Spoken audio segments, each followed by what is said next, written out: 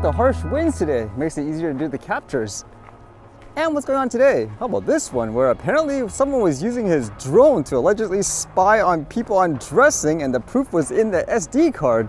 This one says, Papillion man who used drone to film woman, girl, sentence. A Papillion man accused of using his drone to film a woman and a girl in various stages of undress was sentenced Monday. Jamal Glow, 27, was sentenced to 90 days in jail and 5 years of probation for 4 counts of intentionally taking a video of a person without consent. Glow faced up to 2 years in jail and a $10,000 fine for each charge. Glow pleaded no contest to the charge in June. Glow has already served about half of his prison time. It says Glow had initially been charged with 2 counts of unlawful intrusion before the charges were changed on June 4th. The Sarpy County Sheriff reported a drone had been found in a backyard near 64th and Michael Drive on December 5th. And here's the part where it says an SD card revealed an adult female and a 12-year-old girl had been filmed through a window. After obtaining a search warrant, investigators identified Glow as the drone's pilot. Glow is scheduled to be sentenced September 16th. I would imagine the harsher punishment is due to the fact it was an underage child, correct? The other way, there are people that are going to use it in a bad way, and you have to find ways to deal with people like that. At the same time, I'm inclined to say with this punishment, it probably is the same thing regardless of what the person uses, correct? I don't think this is, quote, aviation-related laws and punishment that he's getting, I guess, prosecuted against. It's standard laws when people do something wrong, which makes you think again, are all those over-the-top regulations necessary? Because I don't think it stops people like this. Still a lot of war going on too, but how about this one where it talks about anti-drone tech? This one says Estonia tech chiefs unite to build anti-drone systems in Ukraine. A newly established Estonian defense company announced it will start producing anti-drone missile systems in Ukraine at a time when the war-torn nation faces increasingly intense Russian air raids. The announcement by Frankenberg Technologies is the latest sign of European arms producers' interest in opening up production facilities in Ukrainian soil. In February, German manufacturer Rheinmetall AG announced it would open a new plant in Ukraine to produce artillery ammunition. Ukrainian President Denis Shmyhal said in March that the country has signed 5 contracts with foreign arms companies to found joint enterprises in Ukraine, saying, quote, in the future there will be dozens of joint productions, he said at a press conference. Going to be in demand. I know that company, as you guys remember, that one called Drone Shield, they basically just took off in the midst of all this war and stuff like that because everybody wants some kind of anti-drone system during, I guess, these times, huh? And with all this news of things like drones and weapons killing people, how about this one was kind of interesting? This one was saying people could be using AI to help, I guess, prevent hospital deaths. This one says, AI, quote, early warning system shows promise in preventing hospital deaths, study says. An AI early warning system that predicts which patients are at risk of deteriorating while in hospital was associated with a decrease in unexpected deaths, a new study says.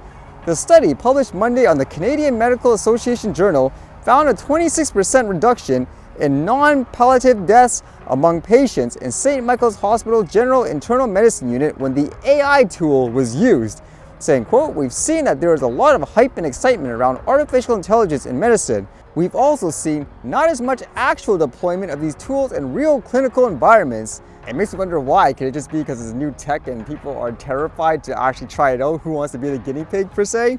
It says this is an early example of a tool that's deployed that was rigorously tested and evaluated and where it's showing promise for actually helping improve patient care.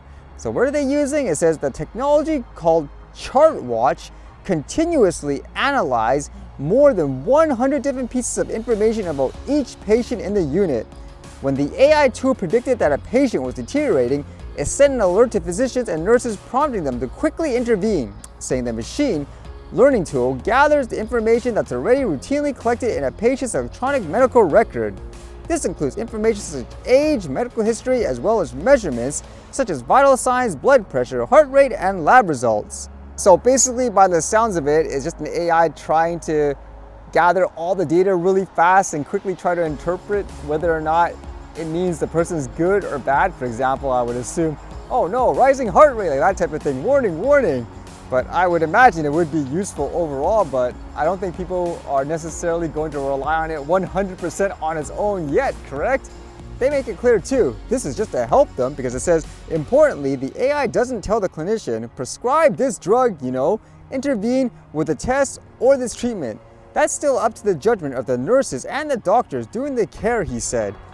It's a signal that says, hey, pay attention to this patient. I think that's the most appropriate way to use the tech during these times when everything is still going through, I guess, its beta phase, if that's what you want to say anyways, but I would imagine this will be a really useful tool.